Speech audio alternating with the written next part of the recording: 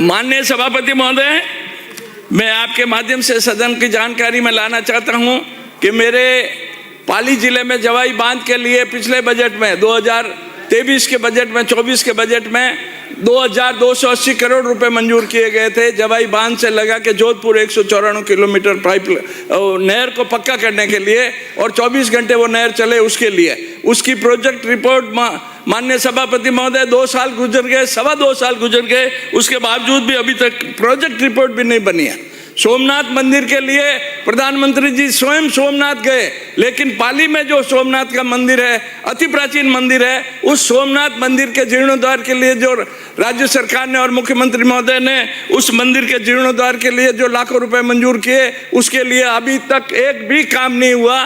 6 बार tender हो गए, 7 बार tender हो गए, लेकिन पता नहीं क्या प्रक्रिया में अड़चन आ रही है। इसी तरह पाली शहर के मध्य में स्थित लौकोटिया तालाब, जिसके ऊपर पाली की शहर की वाटर सप्लाई निर्भर करती है, उसके लिए 10 करोड़ रुपए, 10 करोड़ कुछ लाख रुपए मंजूर हुए थे। उसको भी वाटर लेक उसमें कुछ फंसा के, टेक्निकल पॉइंट फंसा के, उसका काम भी अभी तक चालू नहीं हुआ है। इसी तरह ये सरस डेयरी में मिल्क पाउडर प्लांट लगाने के लिए 95 करोड़ रुपए मंजूर किए गए थे बजट में मुख्यमंत्री द्वारा, उसके बारे में भी अभी तक कोई भी प्रोग्रेस नहीं हुई है। इसी तरह पिछली सरकार में बांडी नदी है, पाली शहर को 2 भागों में बांटती है, उस बांडी नदी पे पुलिया के लिए 35 करोड़ रुपए पिछली सरकार ने मंजूर किए थे। उस पुलिया की स्थिति यह है कि कभी भी वहाँ जान माल का नुकसान हो सकता है, कभी भी वहाँ उसके ऊपर से जो ट्रैफिक गुजरता है, कार, ट्रकें, मोटरसाइकिलें वगैरह, वो कभी भी पुलिया ध्वस्त हो सकता है और कभी भी जान माल का नुकसान हो सकता है। इसी तरह माननीय सभापति महोदय, नरेगा में पिछले 5-6 महीनों से मेटों का भी भुगतान नहीं हुआ है। मजदूरों का भुगतान तो नहीं हुआ, लेकिन मेट जो है उन लोगों का भी भुगतान नहीं हुआ है।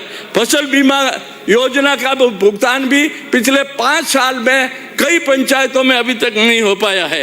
ये बड़ी दुख भरी बात है। इस सर्दी के मौसम में भी माननीय मंत्री महोदय मेरे जिले से विराजमान है, इस सर्दी के मौसम में भी पीने के पानी के लिए मेरे पाली विधानसभा क्षेत्र में और विशेष करके रोहित पंचायत समिति क्षेत्र में पीने के पानी की अभी इस सर्दी के मौसम में भी समस्या है। और वहाँ जो एईएन है, वो एईएन लोगों को जो पानी की शिकायत करते हैं, उस एईएन को वो एईएन महोदया टूटा फूटा जवाब देती है, टूटता हुआ जवाब देती है, और उससे लोगों को बड़ा दुख होता है कि सर्दी में भी पानी नहीं आता तो फिर कब पानी आएगा, गर्मी में पता नहीं क्या हालत बनेगी।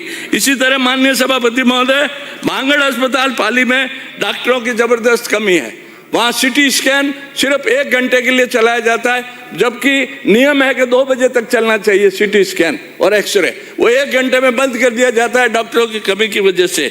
नरेगा में पूरी माननीय सभापति महोदय, नरेगा में पूरी रोहित पंचायत समिति में 23 पंचायतों में से सिर्फ एक छोटे से गांव में 190 आदमियों को रोजगार मिल रहा है। तो ये क्या नरेगा बंद करने की तरफ नहीं बढ़ रही है ये सरकार? इसलिए मेरा आपसे निवेदन है कि माननीय सभापति महोदय इस सरकार को निर्देशित करें कि नरेगा का जी राम जी पता नहीं क्या करेंगे, विकसित भारत जी राम जी, उसको करने के पहले, नाम बदलने के पहले कम से कम गरीबों को रोजगार तो दे, रोजगार तो उपलब्ध कराए। 23 पंचायतों में से सिर्फ एक छोटे से गांव देवान में 190 आदमियों को रोजगार मिल रहा है। माननीय सभापति महोदय, मैं बड़े दुख के साथ इस सदन में कहता हूं और दावे के साथ कहता हूं कि प्रधानमंत्री आवास योजना में पंचायत समिति में बिना 10-20 हजार रुपए रिश्वत के किसको भी दूसरी किस्त या किसको भी कोई किस्त का भुगतान नहीं हो रहा है।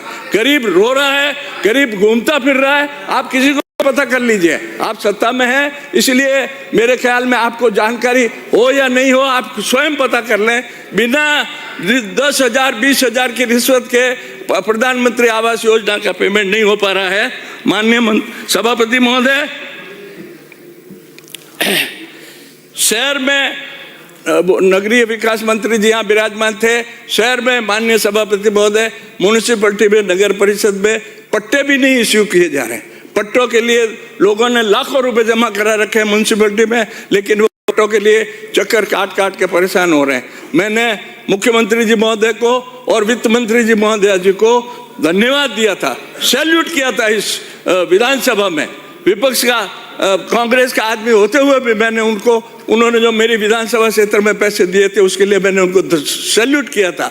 लेकिन आज मुझे पश्चाताप हो रहा है कि मेरे सैल्यूट करने के बावजूद भी इस दिशा में कोई भी काम नहीं हुआ है, इसलिए मुझे पश्चाताप हो रहा है। लेकिन इस पश्चाताप की भुगतान मैं तब करूंगा जब ये सब काम जो मुख्यमंत्री जी ने बजट की घोषणा में किए थे, अगर मुख्यमंत्री जी की बजट की घोषणा भी पूर्ण नहीं होती है तो फिर इस सदन का कोई महत्व नहीं रह जाता है। बहुत बहुत धन्यवाद। जय हिंद। श्री फूल सिंह मीणा।